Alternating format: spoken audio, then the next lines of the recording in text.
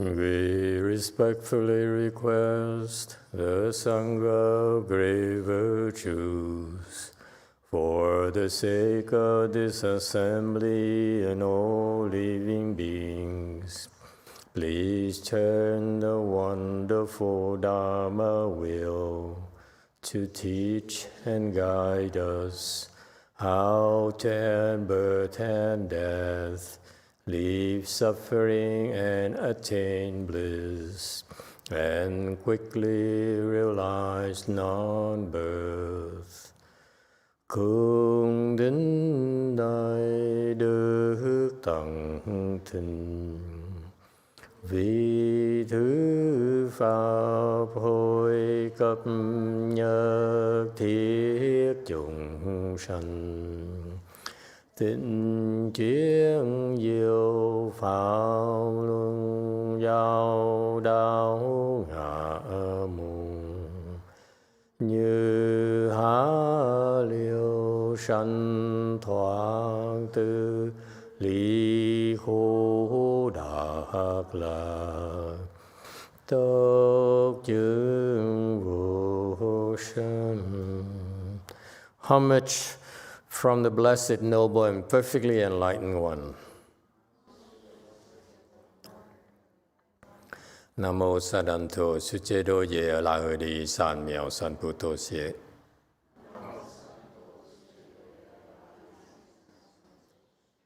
Nam mô Thạc Đạc Tha Tô Ya Đa Ya La Đề Tam Miệu Tam Bồ Đà Thoa.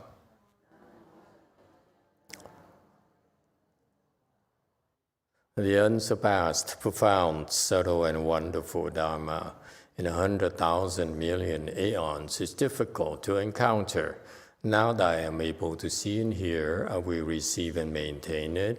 I vow to fathom the thus come one true and actual principles.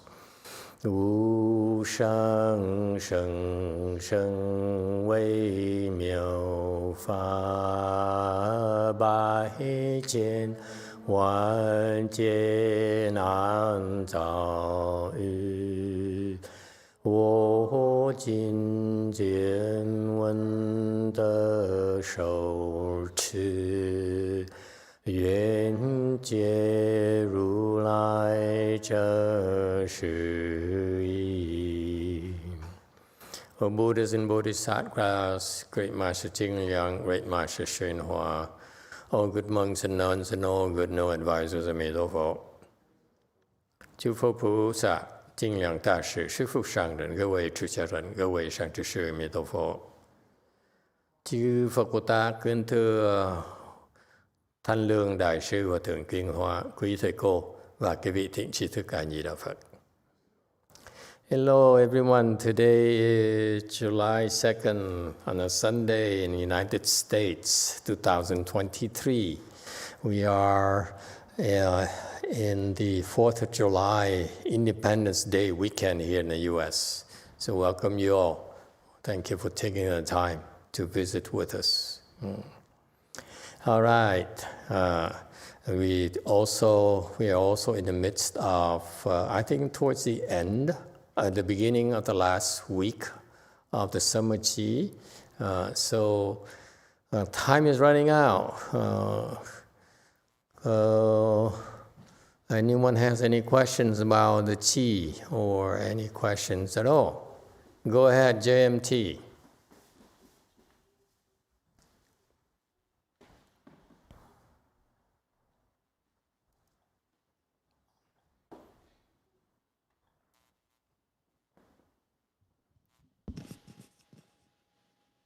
JMT, we cannot hear you.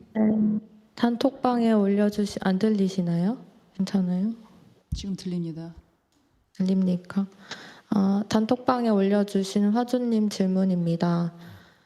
1번, 어제 어머니가 차를 우리다가 발등에 찬물이 튀면서 놀라서 넘어지셨습니다.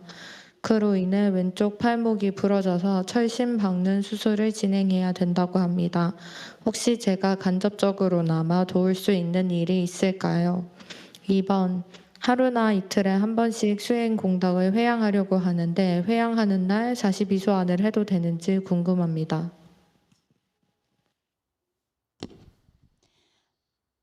This question is Kim Hwa-jun from the group chat.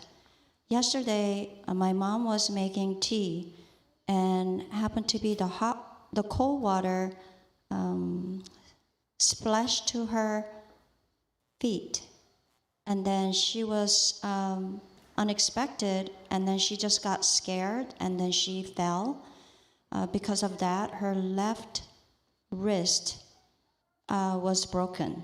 Now she needs to have a surgery to put some kind of the iron things in her wrist. So is there any way that I could help her indirectly? That's first question. Second question, maybe one day or 2 days, maybe I could cultivate and transfer the blessings to my mom, or like when I do the 42 hands and eyes, can I transfer those blessings to her? Thank you.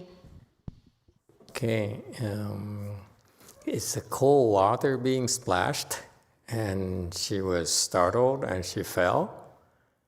I thought it's hot water. Can you imagine? If it's hot water, it'd be a lot worse. I'm very sorry to hear that bad thing happened to her mother.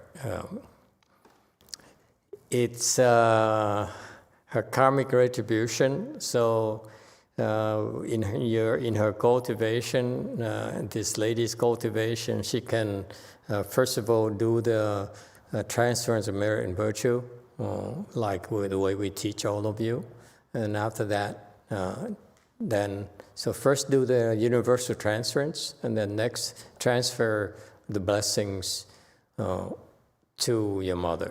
That should help her a lot. Okay.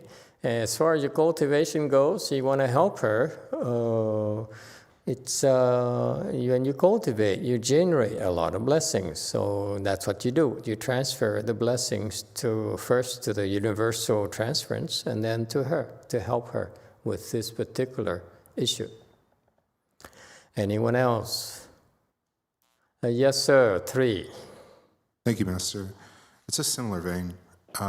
My grandmother is in her second week of hospitalization, and her body doesn't have the strength it used to have to recover. So I went, and she's not a Buddhist.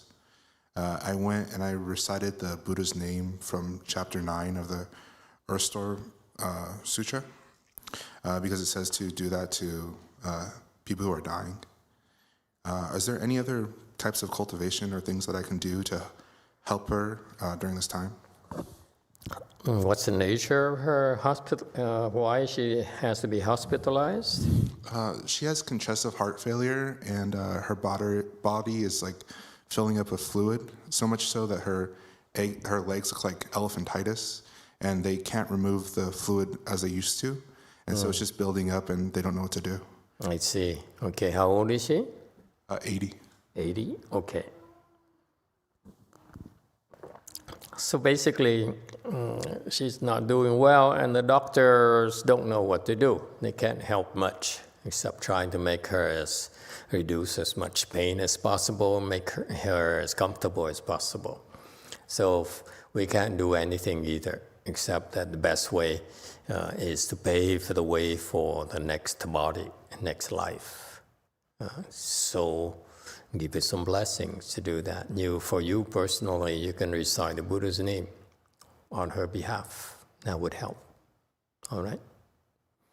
Sorry to hear that she's not doing well, but that's life. We get old, we get sick, and eventually we die. So normal people, ordinary people, they don't know what to do with it. They are not sure how to better cope with death. The many religions only advocate going to the heavens. We don't do that. It's not that desirable to us, Buddhists in the know. So we advocate that you should go to the Pure Land. It's the best place possible. Okay, but anything The first thing is that you should avoid falling to the 3 lower realms. Okay? And it's going to be difficult for her because now she's in pain, she's suffering, so it's very difficult for her to avoid doing that. So unless you get some help from the Buddhists, I don't think the non-Buddhists have a chance to help her that much. Okay? All right, so my advice, think about next journey, next body. Okay? If she wants to go to the heavens, then make provisions to help her go to the heavens. Yeah. But it's time to move on. You cannot ignore these clear signals that changes are imminent. Okay? You need to get ready for changes. All right? All right, anyone else? Okay. Yes, sir, 4. Thank you, Master. I wanted to express my gratitude to my Hanguk Dharma sister, Hanju. About 9 months ago, I think it was during Winter Chanchi, she helped me with some of my injuries that have been preventing me from crossing my legs. And she showed me some stretches that have helped me quite a bit. Admittedly, I've kind of modified them a bit as I've gone, because I've had to just adjust as the pain changes. But I wanted to share my extreme gratitude for her and her expertise, as it's helped me tremendously to be able to continue to cross my legs and avoid injury when in the past that has not been the case during Shis. Kamsahamnida. Okay, thank you for sharing with us. Of course, we're learning, and it's important. We're learning ourselves as well. We're getting more experienced, and we now understand the importance of stretching, importance of better preparing for the sits and so forth, because not all of us have the same conditions. And it's just like in slide 209 here, we can go into it very, very shortly. So we are learning, and I'm aware that we need to be add more tools to help make it easier for you to practice. Okay, stretching, yoga, whatever it takes. So in fact, actually, we have a yoga stretching specialist here from Korea, and in fact, I was hoping to talk to her and Jim here, for example. I like her to teach him how to do some stretches or yogas to soften his back muscles, okay? And then after that, he can go into some workouts that will straighten his spine, his back, okay? Eventually, because the posture affects your meditation. It's meaning that if you have the proper posture, then your meditation will be a lot more effective. So you imagine all these years, if you had the proper posture to start with, you have gone a lot further, if you will. Okay? So, all right. Anyone else? Okay, DTT has a question.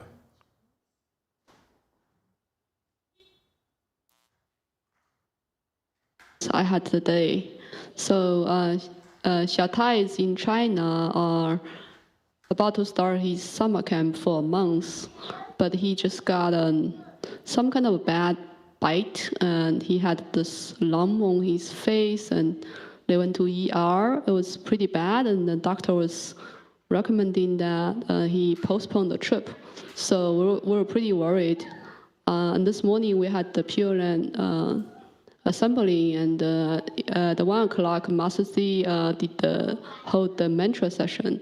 So I transferred the merits of those Dharma assemblies to him, and then later this afternoon, it was morning time in China, he woke up and he's all better. So he went on to his trip. So this is an experience that tell that the power of transference. Thank you for the Sangha. What are miracles? We should try that too. Well, thank you for sharing with us.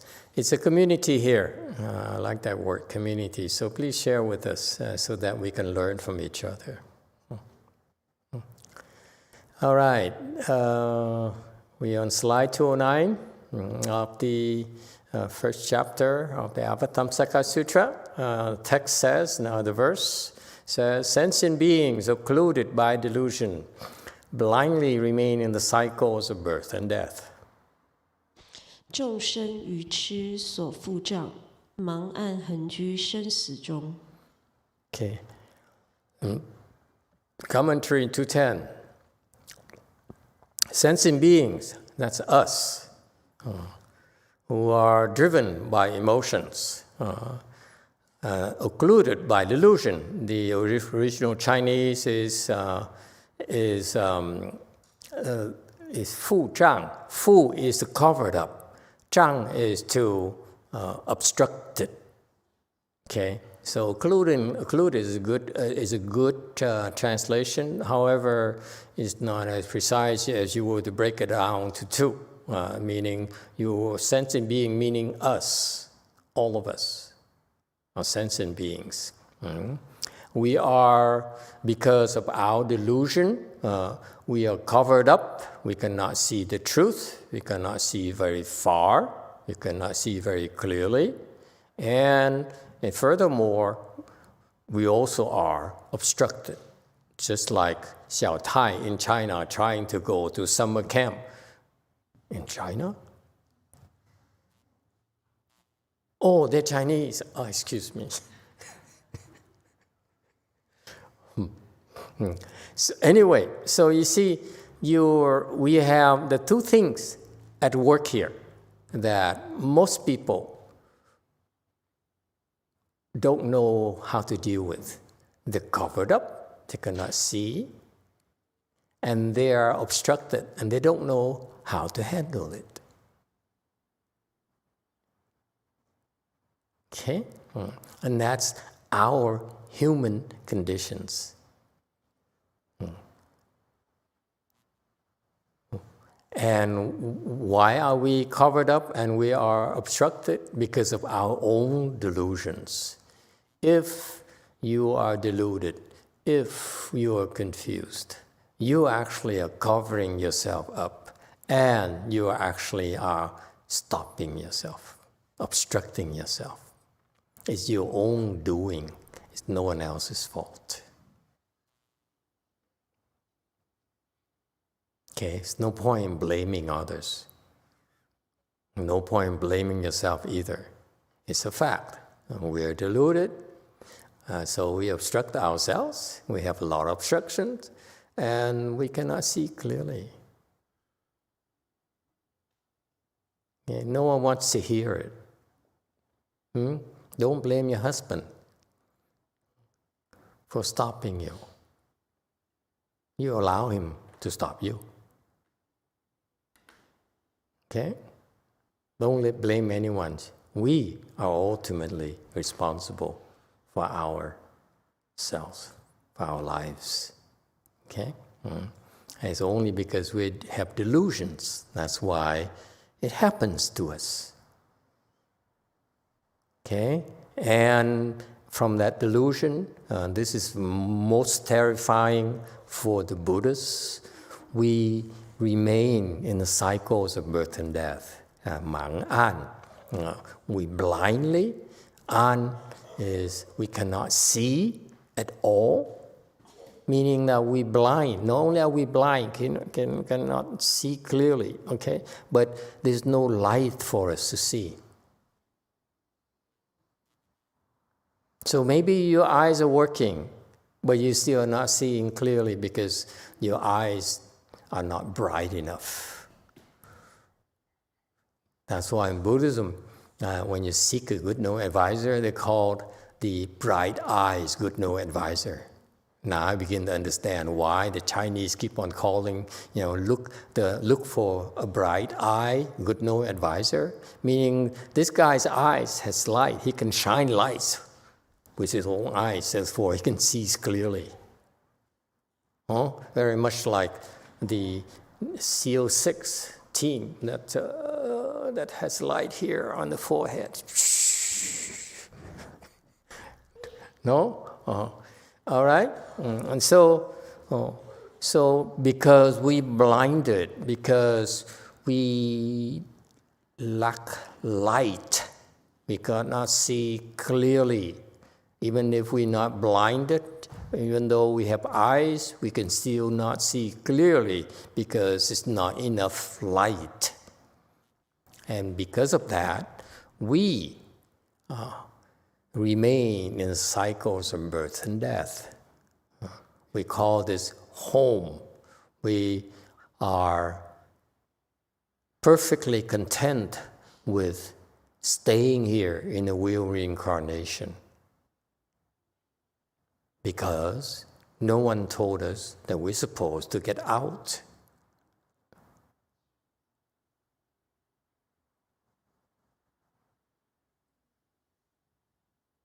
All right?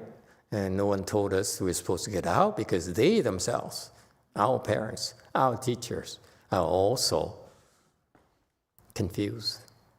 And they're doing the same thing. They blindly remain in the cycles of birth and death. Repeatedly. This is the scary part. Even the Buddhists, many Buddhists, they don't seem to understand how scary it is, how awful it is to do this to yourself. You consider yourself to be smart, to be savvy, to be sophisticated, to be cultured, and yet you do everything to remain in the cycles of birth and death.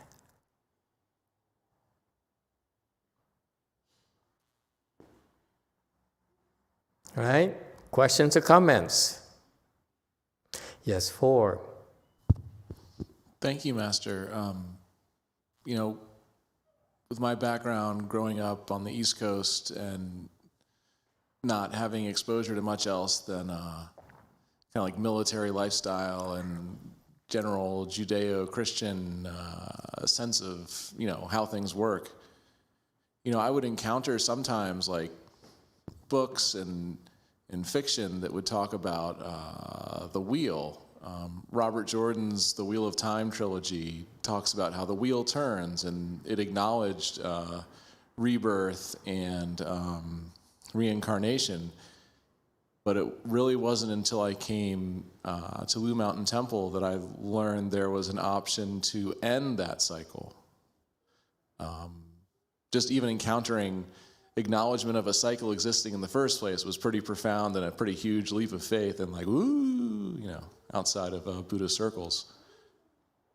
My question is, when you encounter information, right, whether you're seeking it or not, is that the first step into removing obstructions, removing some of these occlusions and stupidities? It's very much like the Buddha. Prajna Buddha, he came to our world, he was born, and then he grew up in comfort, in luxury, in privilege. And he had a problem called suffering. To be aware of the cycles of birth and death is okay, but what is your drive? What is your drive to finish it, to resolve it? For the Buddha's case, for example, is that I'm suffering. No matter what I do with my life, all the worldly things I know I can learn, they cannot end my suffering. And being in the cycles of birth and death is suffering. Okay? Is incessant suffering, is eternal suffering. And therefore, yes, it's true that when you're aware of it, then you should, if you hear of it, that's great. For most people, say, oh, this is like a intellectual thing, cultural thing, or a trendy thing, fashionable thing, where, I don't like the cycles of birth and death. I'm concerned about the real reincarnation. Okay? There's more of an intellectual thing for them. Well, for us Buddhists, as personalized by the Buddha, he says, I have this problem. What am I doing? What I'm going to do to fix it? Other people, the non-Buddhists, they look of it, they hear of it, and they say, oh yeah, it's a problem. I don't know what to do. So they sweep it under the rugs. We Buddhists, a different attitude, folks. You have a problem.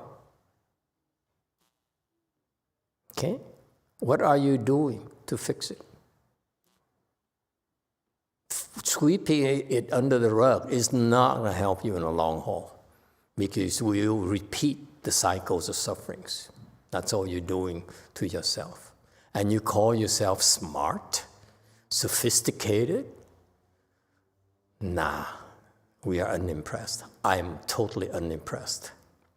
Yes, sir, in the back. 6. Thank you, Master. There's also a lot of philosophies that they don't believe in the reincarnation wheel as the same as we. For example, before I was Buddhist, I encountered some people that they believe that you're human and next life you're going to be human again, and then you're going to be an angel and things like that, but you can never go back. So they also confuse, and that same confusion makes them disbelieve in this.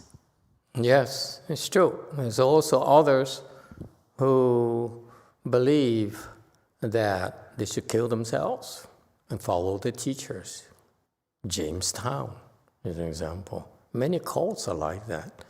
It's because they're confused, that's all. When you're confused, you hear things and you follow those things instead of having enough blessings not to listen.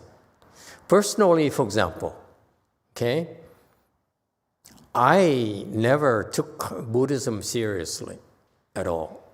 Okay, I looked upon monks and nuns as losers. Okay, they can't dress, and they have no idea of hairstyling. And they're, most of the monks and nuns I know, they're too full of themselves. They think they're so important. I said, no, you're not important. I'm important. You're not. You're the beggar, remember? And so I was totally unimpressed. Okay, and then I was only impressed by my teacher. He's the worst of them all. He's short. He's ugly. I mean, gray hair, you name it. But it's something about him that is so impressive. The kindness and the compassion and the wisdom that you don't see in others. The selflessness is no self whatsoever. Everything he does is for you, for us, nothing for himself. It's fascinating. He was helping everyone until his last breath. He never stopped to take care of himself. That's the ultimate selflessness. He says, I'm busy helping others. How can I have time even to help myself? I've never met anyone like that. And so you see, you hear these principles, but you don't see anyone really having a solution for it. All they do is they talk about it. They make promises. They said, it's okay, you kill yourself, you go near God. Or you say, you go near God and you be there forever. It's all a bunch of balonies. Whereas in Buddhism, we have, I'd like to say that we are a lot more factual. Okay, and that is, when we tell you a problem, it's because we have a solution. We are not doomsday sayers. We're not trying to make you more depressed. We're trying to tell you about your problems, and we're trying to remind you if it really bothers you, like it bothered our fundamental teacher, Shakyamuni Buddha, there's a way out. So that's a difference. The non-Buddhist, they hear these things and somehow they believe it. Okay? Whereas I heard the things too from Master YongHua. Okay? And at the same time, he died. And he says, don't worry. And I know it's part of it directed to me. Don't worry, my disciples will train you. I said, okay. Then I stick around. And amazingly, I stuck around for years, and I realized that, no, they're not training me. Okay? So, you see, so if you have the blessings, you naturally will go towards, you end up at the right places.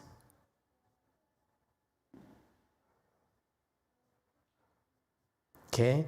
And no matter what they tell you, you go to the heavens, or my master disciple says, follow me, I will train you. Look at me. You are nothing, nobody. You can be like me. And look at them and say, no, I don't want to be like you. I don't want to be a loser. Okay? So I chose a different path. You see, the point being that cultivate your blessings, accrue your blessings, okay, with the Buddhas and the Bodhisattvas. That's your salvation. Don't follow these things. Don't follow me. Cultivate blessing with the Buddhas and Bodhisattvas. That's my message to you. That's your salvation. Okay? Don't believe in all those people and say, believe me, trust me. Why would I be telling you that? Because for the same thing, for you to pray to me, for example, it takes us as long to pray to One Yin Bodhisattva. You're much better off.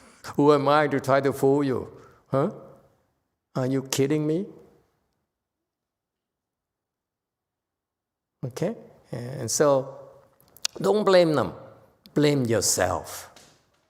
You may be occluded by delusion, okay? But it's you who choose to remain in the cycles of birth and death. No one tells you to. And if you have the blessings, somewhere along the way, you say, I want to go there. I don't want to follow these. I call losers. Because you would take care of yourself. Your blessings will take care of yourselves. Blessings from what? That you planted with the Bodhisattvas and the Buddhas, not losers like me. Okay? Has to be clear about it. Don't make that mistake. Everything we do is to help you plant blessings with the Buddhas and Bodhisattvas, the big boss. It's not about us at all.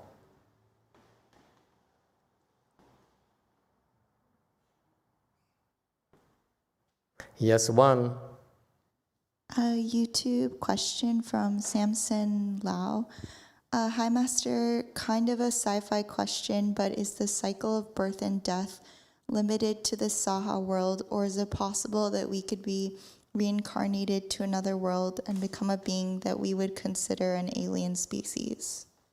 Yes, you will be born into other worlds, and you have antennas on your forehead, if that's what you want. 211. The thus come ones shows them the path to purity. Super sound is emancipated thus. 如来是以清净道，此须迷因之解脱。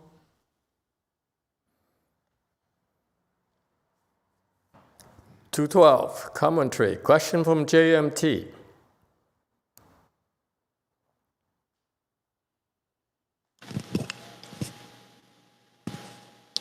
현주's comment to Peter and one YouTube question.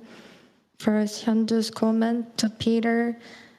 If you're not scared, I'm gonna help you more. I'm coming to US soon. I know you're a real chicken. More pain is coming. So like Star Trek episode, pain. Oh, pain. Okay, and second? Question from Korean YouTube 공부하자님의 질문입니다.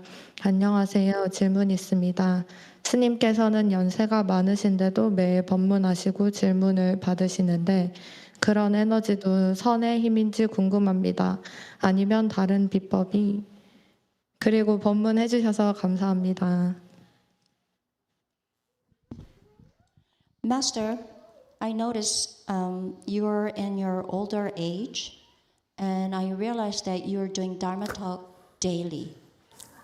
And people ask questions to you. Is this power from Chan, or is there other secret? And thank you very much for the Dharma talks. This is from Korean YouTube. Thank you. Yeah, I do use foundation. Korean foundation.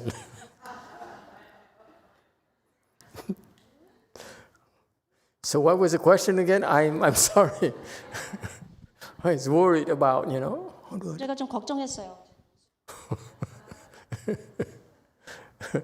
Say something about my advanced age?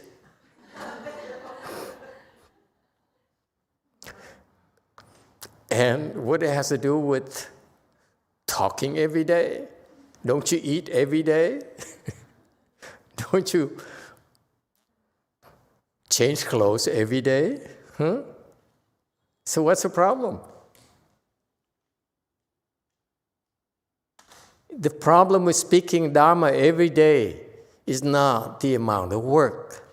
It's about being relevant. It's so much pressure. My peers, my colleagues across the spectrum of Buddhism and non-Buddhists alike, they only have to work one day a weekend, maybe 45 minutes, maximum an hour or two. Okay? For us, we don't have such luxury because we're poor. Okay? So we need to make a point. We need to prove ourselves. They're all rich. They have churches. They have inheritance from their teachers worth a lot of building, lots of money. Okay? We cannot afford it since we have a lot of mouths to feed. Okay? And more young people are coming. And they, unlike me, will live for much longer. So I have to work harder. Okay? And what was the question again? I forgot. So he was asking that you are doing Dharma talk and answering questions. So this energy that you have, is that from Chan, or do you have other secret method? And thank you very much for the Dharma talks. Where does the energy come from? I wonder to myself quite often. To be honest with you, before I sit down here in Dharma seat, I am confused. And then you notice something, that I would put my palms together along with, what happened to the monk? He disappeared? Oh yeah, that Chongyin Sunim there. We pray to the Buddhas and Bodhisattvas for help, for guidance in speaking Dharma to us. And I believe, I really believe, that they're probably speaking Dharma through me, okay? Because quite often, when I prepare for the lectures, I say, I have no idea what I'm going to talk about. I really cannot understand what all these profound principles are about. When I sit down, it could be the water, a lot of reasons. But somehow when I start talking, the words come out. So I think it's not me at all. I'm sort of like possessed. Or like in Avatamsaka Sutra state, where the Buddhas and Bodhisattvas speak through me, in a way. So that's why, this is when we do the Dharma request, you sincerely request for help. Okay, it really, really helps, trust me. That's one of the things that one of our Master YongHua's monk taught me. He's Master YongHua. This is one of the things I'm very grateful to him for. He's kind of an idiot. But I owe him big time, because what I mean by idiot, meaning he has no wisdom whatsoever. Okay? If you have no wisdom, what else can I call you? Mr. President? Excuse me, I take it back. Okay. Donald? Never mind. Okay, so even though he has no wisdom, but I owe him to the fact that I went to Avatamsaka's monastery in Calgary to be punished by him. He punished me big time, but he also, at the same time, he taught me things. And he said, Master Shena used to do this with me. This is what he did, not what the Taiwanese and people are doing in the city, 10,000 Buddhas or the other temples. He said, every morning I get up, I bring this incense, I go around, this is what I do, and so forth and so forth. And then for rebirth, this is what we do. He has Master Shena taught me to do, and so forth. So I learned, by the way, the 49-day things, the form is from him. Okay? And then he left, and then some people, disciple of Silai Temple, came and asked for help. And so I said, 49-day thing, I learned it somewhere. So we did it, okay? I did it without consulting with Master YongHua, who now returned to lay life, see? Losers return to lay life.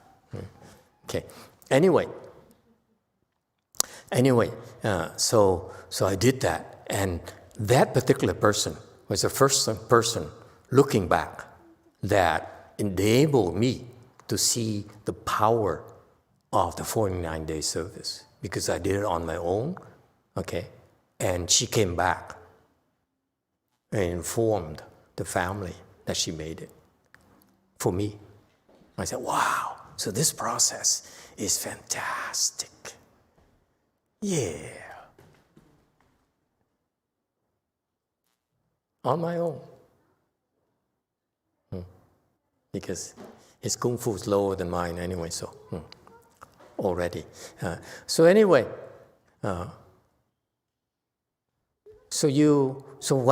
of the things he also taught me was that he said, I just have to speak Dharma a lot. And I say, yeah.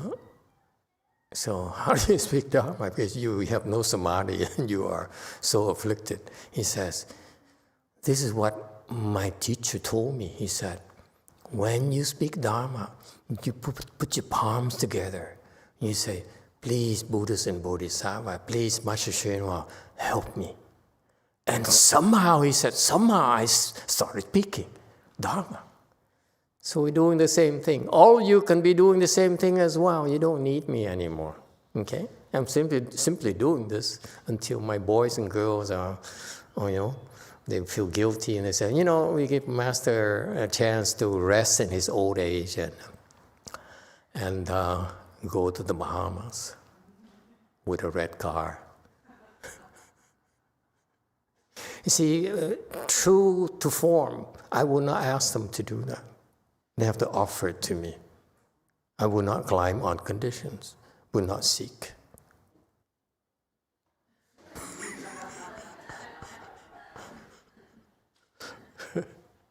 But thank you.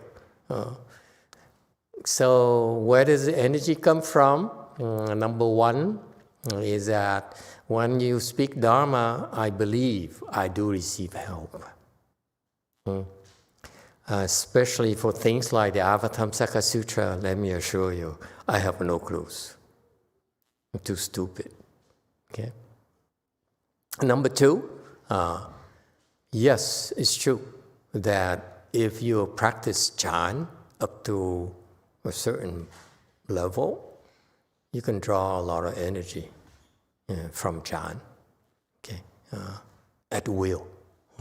So I hope you get there, okay, because you're able to flip the switch and tap into this enormous energy you have. It's possible. Okay? And we do it. Our drive in doing that is in order to do good. Okay? We train you to develop the skills. Okay? That as you progress along the path of doing good, okay, you'll be better and better at tapping into that vast reservoir of energy. And of course, Korean Foundation also helps. All right. Any other questions, comments? Yes, 4. Thank you, Master. I have a question, but first, just to respond to my Hanguk Dharma sister, Hanju. I'm more afraid of her than I was ever afraid of the Chinese doctor I was seeing. So clearly, Korea #1. And thank you, Master, for the tools to help me with my fearlessness. I will be using them vigorously up until and during any additional help Hanju offers me. You're a lot braver than I am. She offered me several times, let me touch you, Master, fix you up. I said, no. Over Peter's dead body.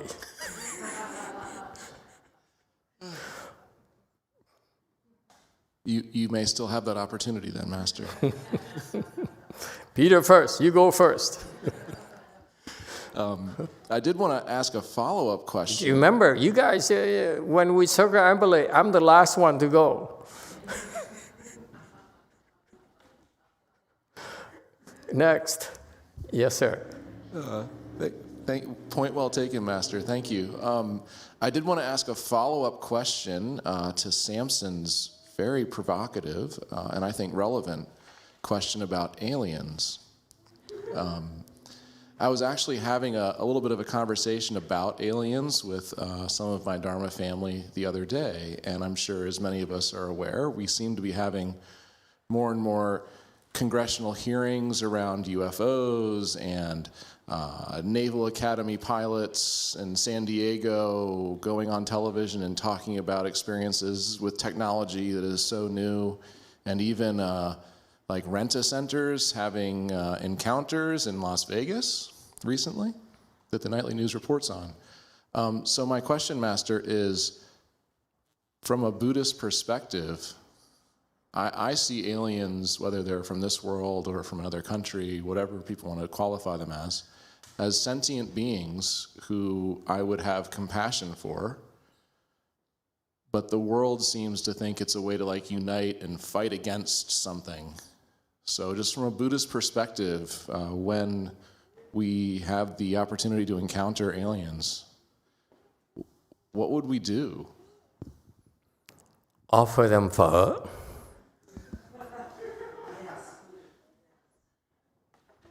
Be hospitable. Show hospitality. That's what we stand for. We are fearless. Of course, there are aliens out there. Of course, because there are many, many worlds out there and many different types of inhabitants in those worlds. Of course, they'll be different from us. And so therefore, it's no big deal at all. So I would not be scared.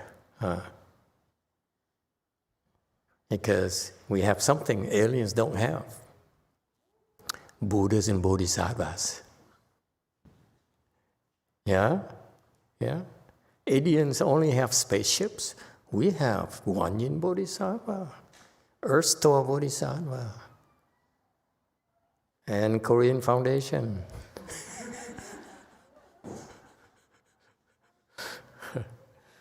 Okay, anything else?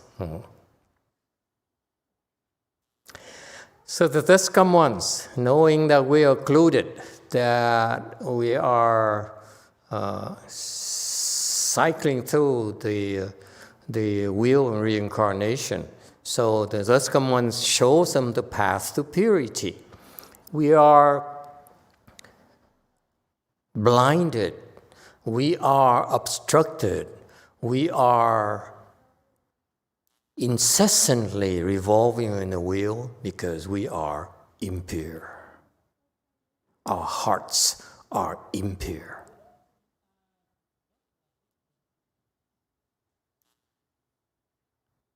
Okay, and that's the source of all of our struggles, all of our confusion.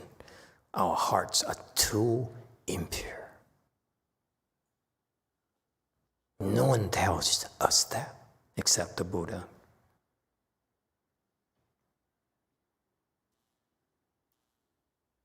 See? And so the Buddha says, if this bothers you, there's a way for you to get out forever. Don't be resigned to this.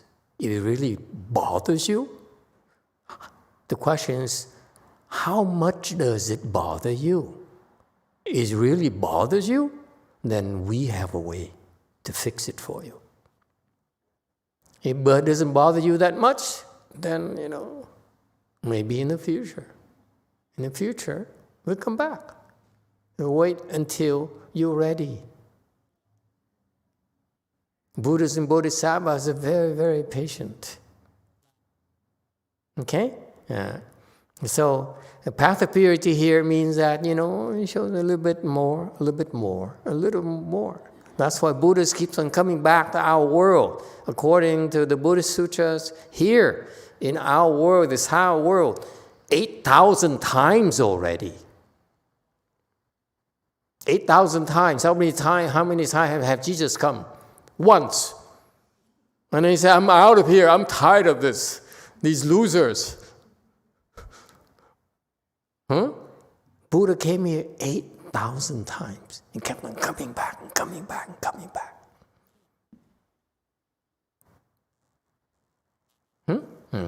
And so he shows them a path of purity. He shows he's very casual. Shi is to instruct. He comes back to teach us how to do it, how to get out. Next leg, how to get out, how to get better and better. That's what it takes. Don't think that you come to Buddhism and say, fix it for me, show me. It takes time, folks. Shu here is to instruct us. Okay? Shu is to give us instructions on how to get out. Not knowledge, but actually how to do it.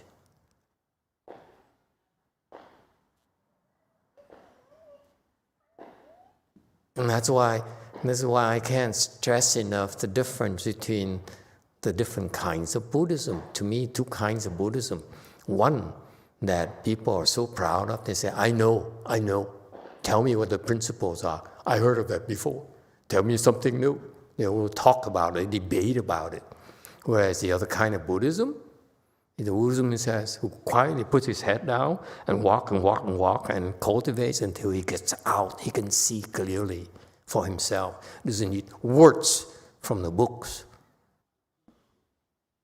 to show his wisdom, show his clarity. His actions are helpful. The actions are making a difference in other people's lives. Okay? That's because the Buddha taught us, instructed us, gave us instructions on how to do it. How to do it is quintessential Mahayana. Not words. How to solve your problems.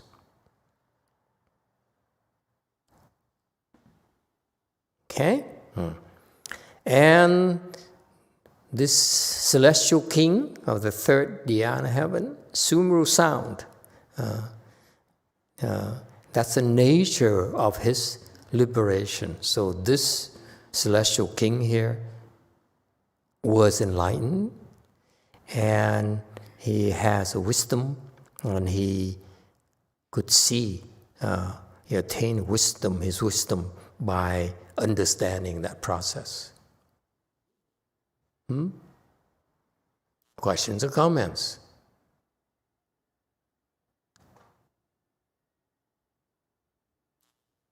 (213) The unsurpassed path tread by all Buddhas cannot be fathomed by any sentient being. 诸佛所行无上道，一切众生莫能测。 Okay, 214 commentary. It says the way the Buddha, the path the Buddhas walk, is incredibly, sublime, incredibly wonderful. Okay, 无上, unsurpassed. Why is it unsurpassed? Because he set out to help all living beings. His big plan is, instead of making the iPhone the only iPhone, cell phone in the world, okay? As big as human beings can imagine. $3 trillion company. Hey man, that's impressive. Buddhas, he says, I want to help everyone. North Koreans, South Koreans, Donald, Putin, everyone. Okay, and that's what he does. Everyone, like it or not, who is in this higher world. That's why I mentioned Donald or Dickie or Richard. What do I call him? Richard, right? Yeah, Richard. Thank you very much. Someone was listening. And Mr. Putin, okay? They're all here. And Buddhas. Shakyamuni Buddha is determined to help them.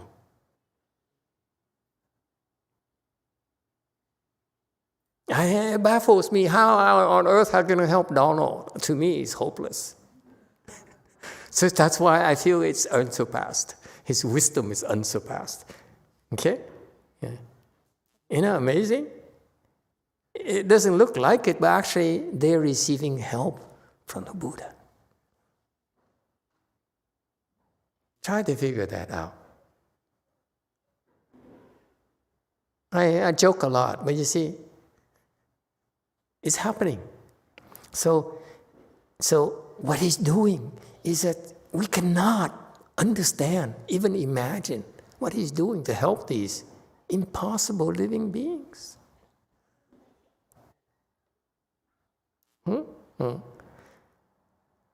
All right? Not just any sentient being here includes us, includes all of us. Okay? Very much like the Catholics, Christians say God works in mysterious ways. And what we have a saying is that so much more does the Buddha. He's not listening. Oh, well. There are shown various kinds of expedient doors. Pure eye understands this through careful contemplation. 是以种种方便门，净眼地观能悉了。 Okay, so 216 commentary. What do Buddhas need to do? That's unsurpassed. He's a master at using skill and means to help living beings. Yes, 3. To go back to the last slide, is the Buddha not a living being? Buddhas? Mm-hmm. Buddha depends on who you ask. What would you like him to be?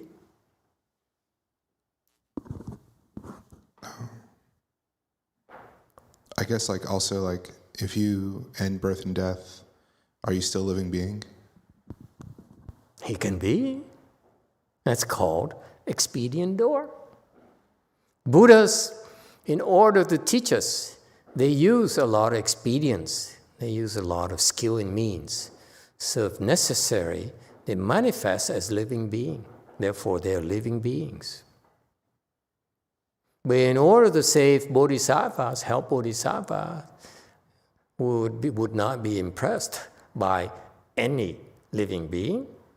They would manifest as Buddhas. Okay, so it depends. That's why I answered you. What do you want? What do you expect? You appear accordingly. That's expedient doors.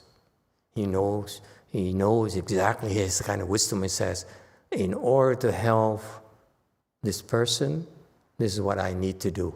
Exactly. All right? So he can be any living beings. All right? And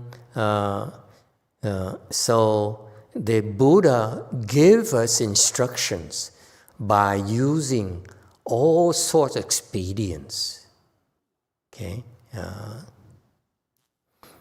And Pure Eye, celestial king, in Di Guan Neng Xi.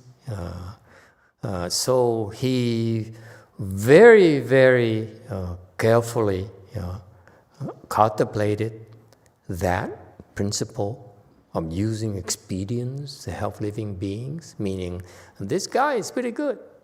He may be a celestial king of third dhyans only, which is a very low level of heaven in the scope of things, and yet he can understand how Buddhas contemplate how Buddhas use expedience to help living beings.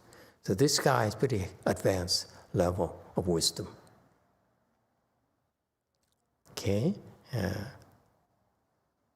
Questions or comments? Next, 217, the thus come one constantly uses method of uniting and upholding, profuse as dust motes in oceans of lands. 如来恒以总持门，譬如刹海为陈数。Okay, 218. The thus come ones entitled the Buddha, they constantly use dharanis. Dharanis, 总持 is dharanis. They use a lot of mantras. And here we're learning that Buddhas constantly are using mantras. Isn't that interesting? My teacher, my late teacher, Master YongHua, is an expert in mantras. And so here we have a proof here that in order to help living beings, we need to use mantras like Buddhas. Don't just say that I only recite Buddha's name, I only do chant, okay? I only study sutras, you see? If you want to become a Buddha one of these days, you still need to use dharanis, learn about dharanis and use dharanis. Okay, lots of them. All right? Profuse as dust motes in oceans of lands. Countless dharanis. Okay, each dharani has its own use.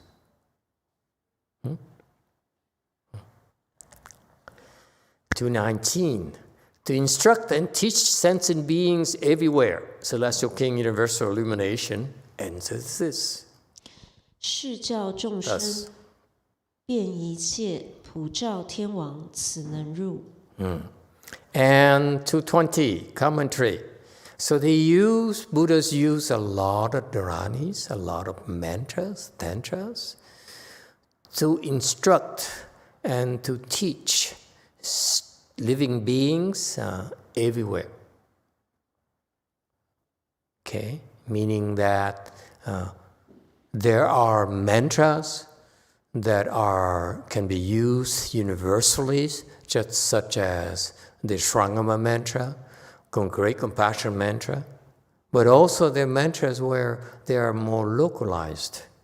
Okay, and so the Buddhas use an assortment of all kinds of mantras in order to instruct, show the way, and teach, impart knowledge to living beings everywhere. And Celestial King, Universal Illumination, answers this. And he's able to enter samadhi by contemplating this state of the Buddha's work. Right? So it seems like these people, they instead of watching Netflix, they watch the Buddhas. So Chung Suni, someday I promise, you don't no longer have to watch Netflix. You will only contemplate what Buddhas and Mahasattvas do.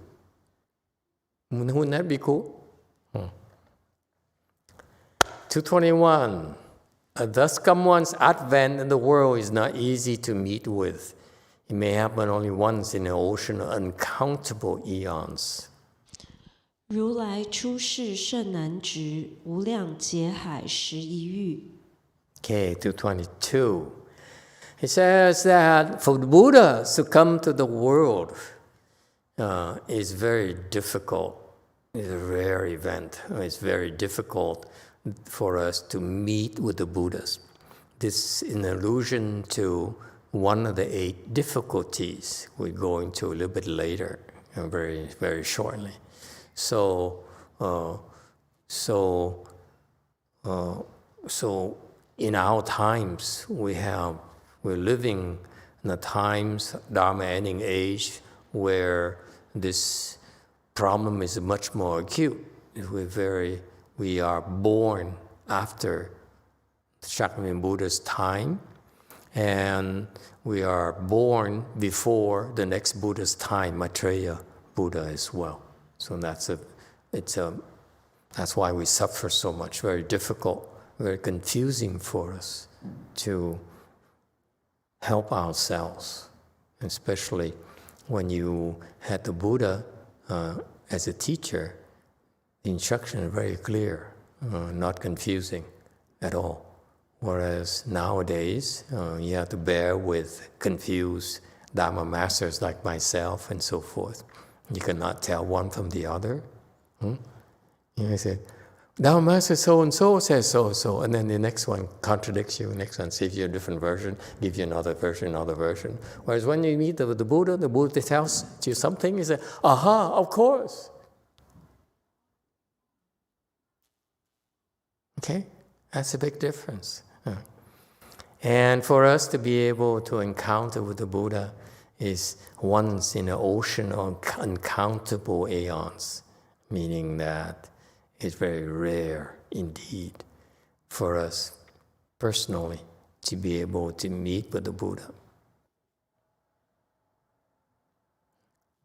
Very rare occurrence. Questions? So what are the 8 difficulties that are making it difficult for us in this world right now?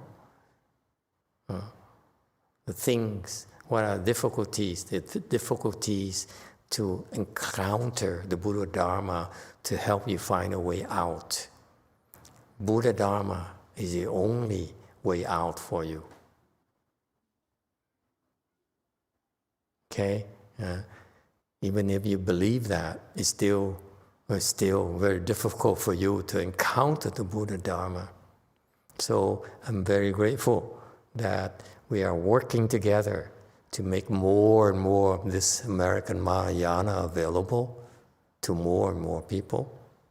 It started a long time ago, 16, 17 years ago, when we started trying to figure out what to tell you, what to teach you.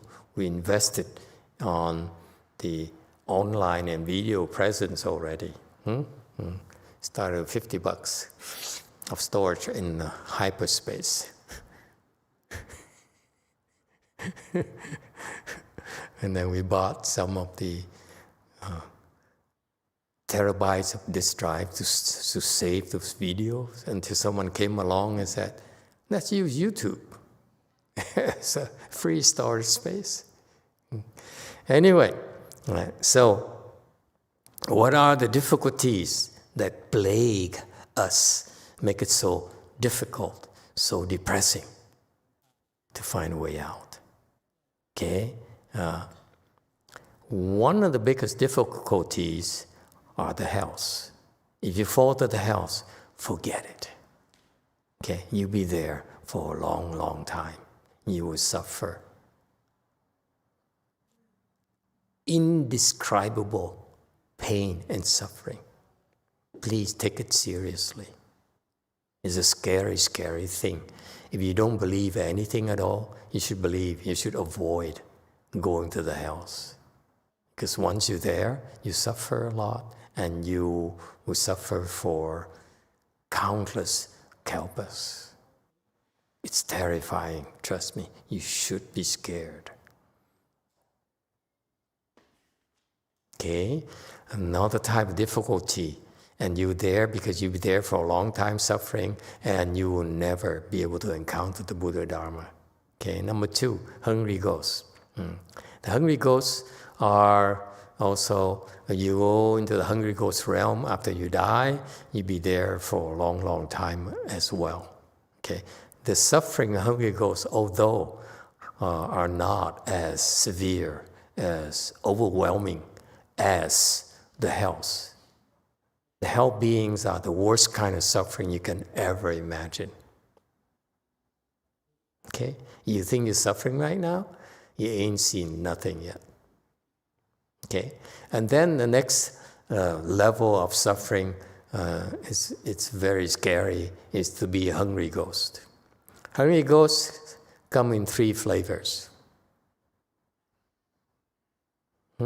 Number 1, They're hungry ghosts, meaning as the name says, hungry meaning that they're always hungry and thirsty. Okay, that's their nature of the suffering. The hells, you tortured. It's called hells. It's like when you get married, your wife tortures you. They're capable of making you happy, but they're also capable of torturing you. Okay? In the house, you are always being tortured. All right? Hungry ghosts, you're not tortured, but you suffer from hunger and thirst. Those of you who've been fasting. Hey, Lyle, have you tried fasting? No, you see. He doesn't know what that. When you try fasting, then you're being exposed to the state. You have a glimpse of the state of being a hungry ghost. Okay? The worst kinds, the three kinds. The worst kind is that they're so hungry, they're so thirsty, and Master will not even let them have a cup of water. Our people, they complain and say, Master, I'm so thirsty. Can I drink more water? I said, no. And I say, Master is so cruel. But when you fall the hungry ghost realm, the worst kind, okay, you are thirsty, you're so thirsty, and you don't even know or hear of the word water. You just endure it. You just have to suffer.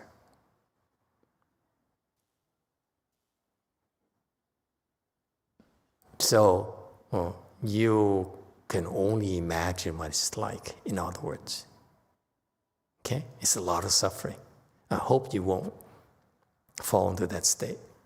Something the Catholics don't tell themselves. They don't tell, purgatory and hells and so forth. In Buddhism, we know about these states. The Buddha describes them in great details. Second level of suffering, not as bad as the heaviest kind of, the most miserable kind of hungry ghosts. The second kind, where it's not as heavy retribution, but what happens to them? They're thirsty, they're hungry. What do? See, the first kind is that they're thirsty, they're hungry, they can't even think of looking for water to get some relief. Never heard of the word water or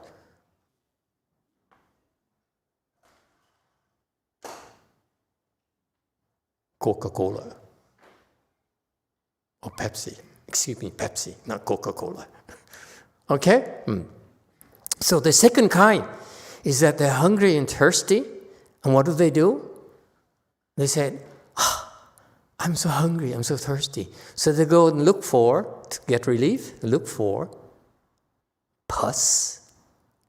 When you have a wound on your leg there, from sitting full lotus too long, and there's a pus, that yellow thing there, okay? They come and they lap it up. And they say, oh, tasty. This is better than sparkle. Huh? Yeah? Okay? Or what else do they go for? They go for blood and the icky things that you have. They say, oh, this is so tasty. Or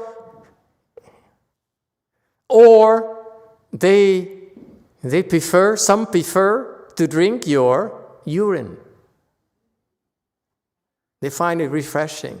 Would you like some urine imported from Mexico?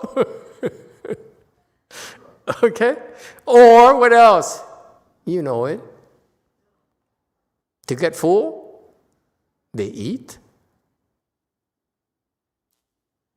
pizza. It's funny because someone told me, I think I told you that before, someone told me that in a dream, this lady met with a relative, okay, that we know is a hungry ghost person. And so she came, that deceased relative, that said, "Come, let me show you where I live." So they brought her to show him the house and so forth, and where they live, where that hungry ghost lived. The deceased relative supposed to be was living. Then say, "Have some pizza." Okay, and was eating pizza, like delicious pizza from Shakey's or something. Okay, and it turns out, to that lady, in her dream, she saw it as excrement. And the hungry ghost sees it as pizza. So now you never eat pizza the same way anymore.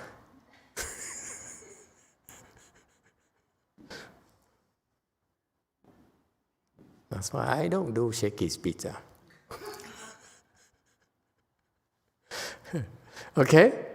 So for them, the excrement and all those things, like the urine is like Dr. Pepper, and pizza is like excrement, and they find it delicious. Yummy, yummy, yummy. Makes you feel hungry. Yes, one. 3 questions from YouTube. Only 3?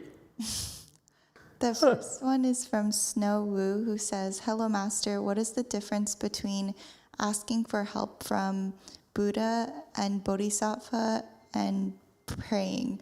In what situation can I ask for help from them? I think asking for help must be different than making wishes." In general, I don't advocate asking for help unless you really, really must. Because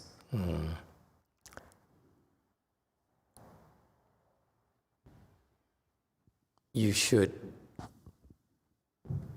instead of say, ask, the mindset to me about asking for help is very much like worldly, when they say, "I have this problem, fix it for me, make it go away." For me, the attitude, my way of asking help is, they say, "One yin bodhisattva, make it go away." I would say, "One yin bodhisattva, one yin bodhisattva," and pretty soon one yin said, "Oh, there's someone calling my name. What is his problem? Why is he calling me? Usually he doesn't call me." And then let one yin figure it out. So much more subtle for me. You understand? So don't ask for help. Just say, "I need help." So recite one yin's name.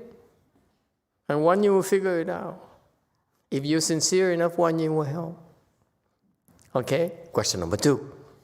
Number 2 is from Aqua Racer, who says, "Hi, Master. May I ask whether people have bodies in hell, or is it only their consciousness that is suffering?" They have bodies.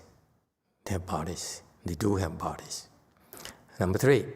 From Samson, "For those of us who are cultivating in this life or even in past lives and happen to fall into one of the hells, what would happen then? Will blessings we accrued from cultivating in the past relieve some suffering?" Not for sure. What happens is once you fall into the hells, okay, that's for a term. So Samson, Hercules, okay, we have good blessings and bad blessings, if you will. Okay, bad blessings will bring us to make us suffer, like to the hells, hungry ghosts, and so forth. Good blessings are the one who will help us rise above it. Okay, so it depends on what matures. Okay, because I have a lot of bad blessings myself. So the Buddhists, we know that we can't help it. We have both the good and bad seeds in us. So what we try to do is pave the way so that good blessings mature, and the bad blessings will not mature yet until we can handle it. Does it make sense? We all have both the good and bad. That's who we are. We've been revolving in this wheel reincarnation for so long, we're bound to create a lot of bad stuff. Okay?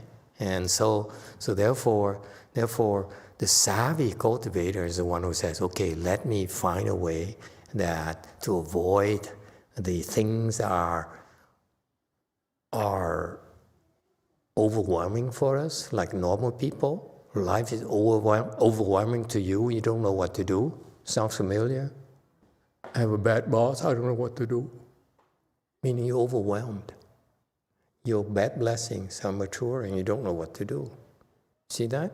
And so the Buddhists, they know that, so they navigate, so they avoid these obstructions and let the good blessings mature. Okay? That's how you do it. Yes, 3. Thank you, Master. I was just curious. So if someone does a term in hell, I don't know if most people will remember going to hell, but is there a function that motivates people to reform having that experience? Does it have a purpose? Does it play a role in does one become better after that, knowing that they went through that?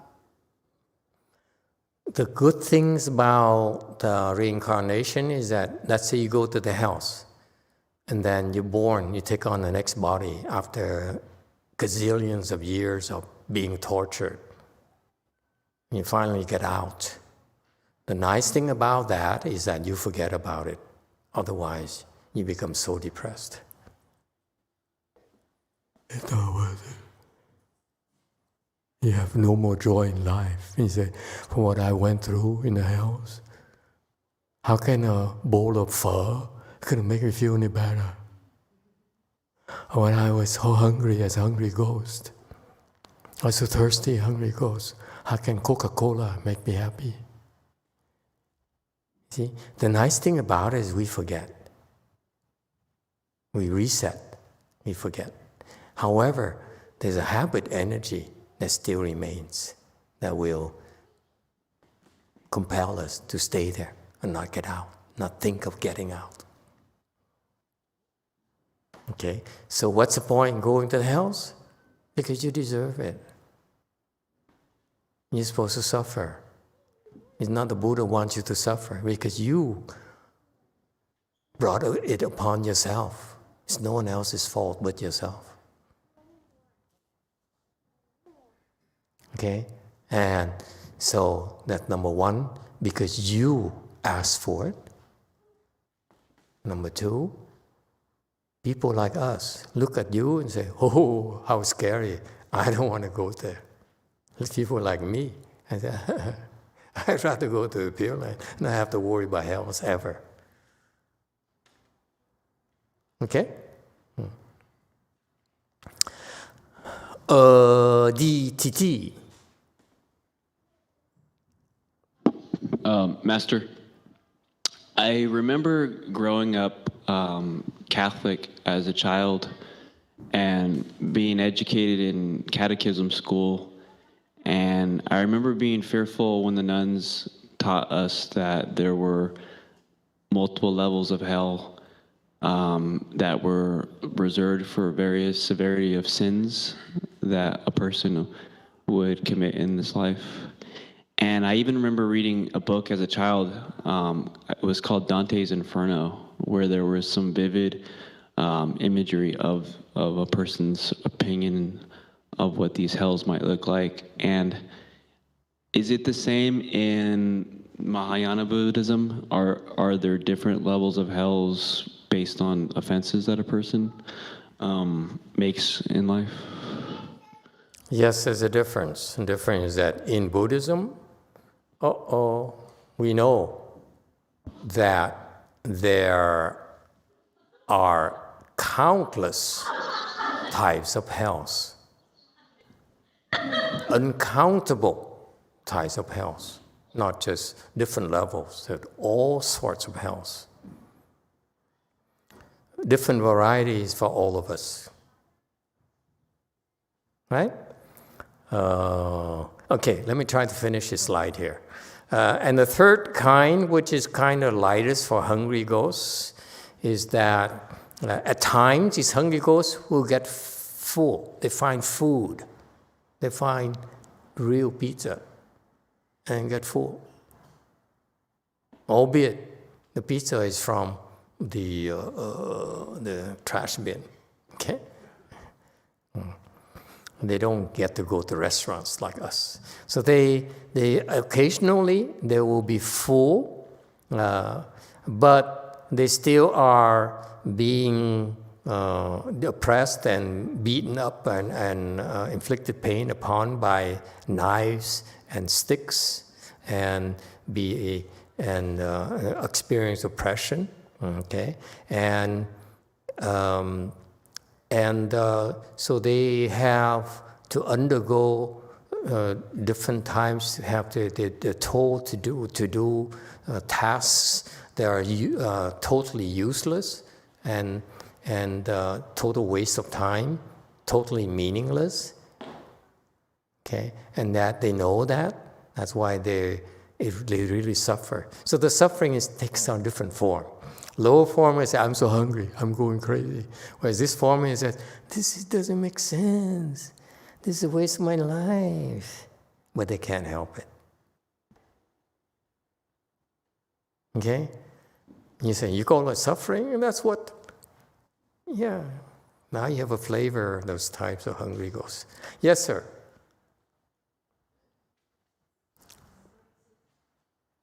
Thank you, Master.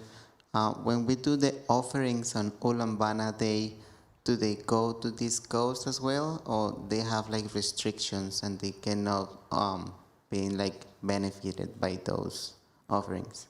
Not Ulambana, every single night we feed the hungry ghosts. In the evening ceremony, a good 15, 20 minutes is spent, half an hour is spent on feeding the hungry ghosts. And when we do that, they come just like that. So many of them, countless number of them would come and grab onto. Who did it tonight? Did we do it tonight? Yeah. So tonight, Xian Miao, she did it. She fed the hungry ghosts. Realize they came and they kissed her. You're so nice. You're so beautiful. We love you. We love you. We love you.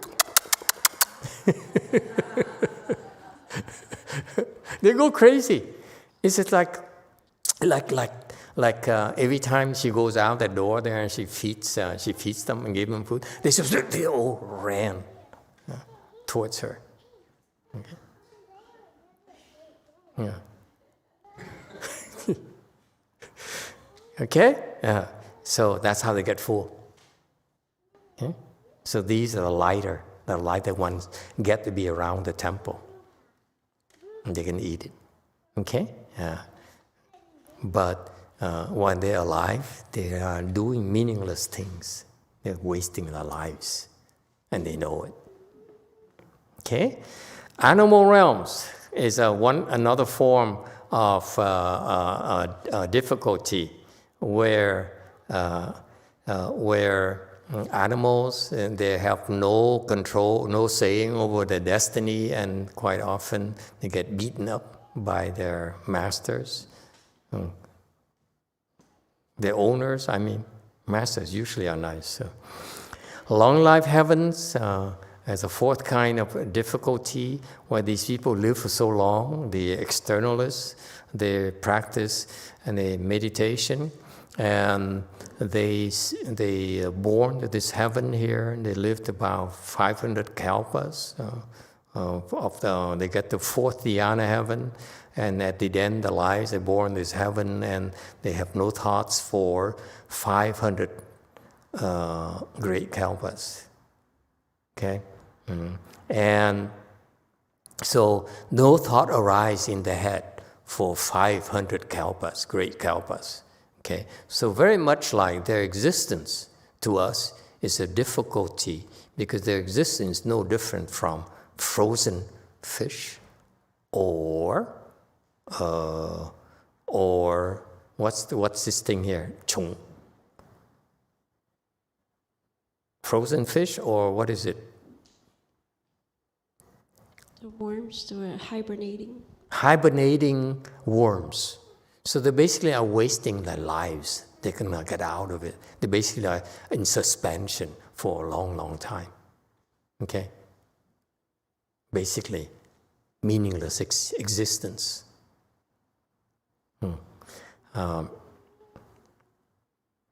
Okay, and then there are number five difficulty is that you are born in frontier regions, meaning the places that are inferior places, such places where you will not be able to encounter words of wisdom like Buddhism. Okay, even like Catholics who don't I don't believe, I believe, and so forth. But even they hear those things. Okay, when they hear the words of wisdom, the thinking mind says, "No, I don't believe it." But actually, the words of wisdom stuck into their Buddha nature and help them become better Christians and Catholics. Okay, and so there are places in our universe where there's no Buddha Dharma at all. Whether it's a continent, a northern continent, people live like 1,000 years and they don't get to hear Buddha Dharma, so you live for a long time and you really basically are wasting your life away. Or in our human realm here in the southern continent, Jambudvipa, where we are supposedly, the frontier region will be like areas where there's no Buddha Dharma. Okay, for example, the areas where we would refuse to go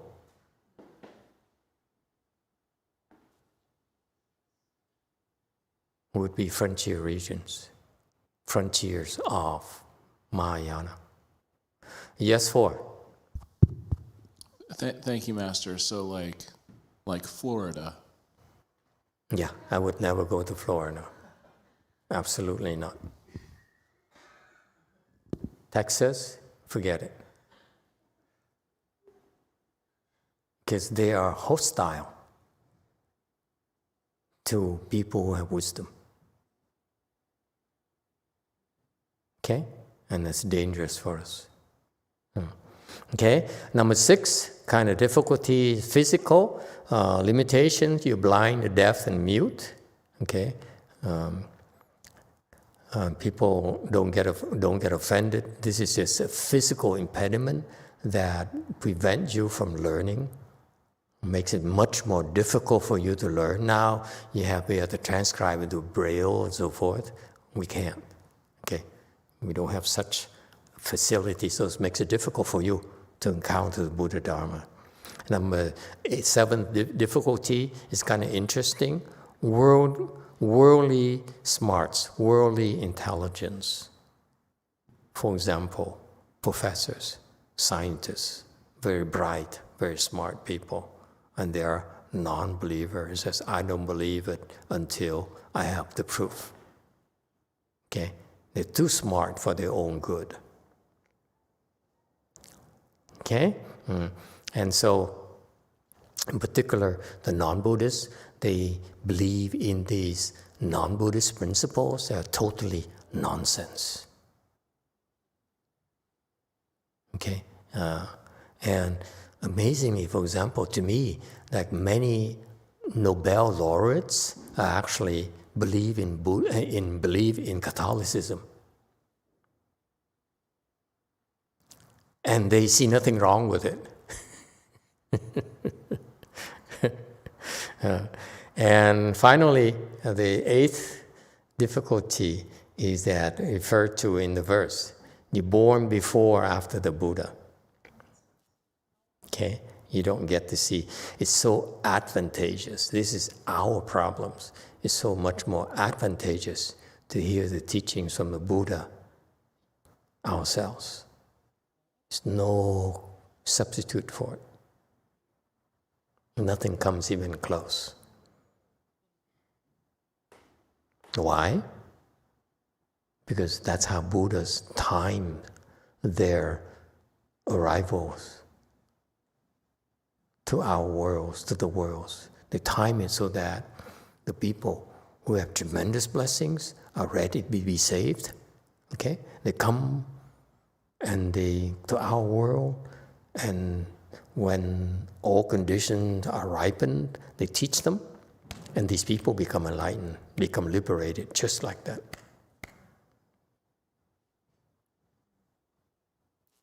Okay? So it's very difficult for us to fall into that window of opportunity. Because if Buddhas, we were able to see the Buddha in person, we'd be enlightened.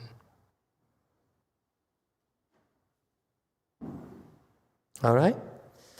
Okay, that's it for us. Next time we go to 226. Thank you, everyone. We resume our normal chanti instructions comes Monday, tomorrow. All right, thank you, everyone.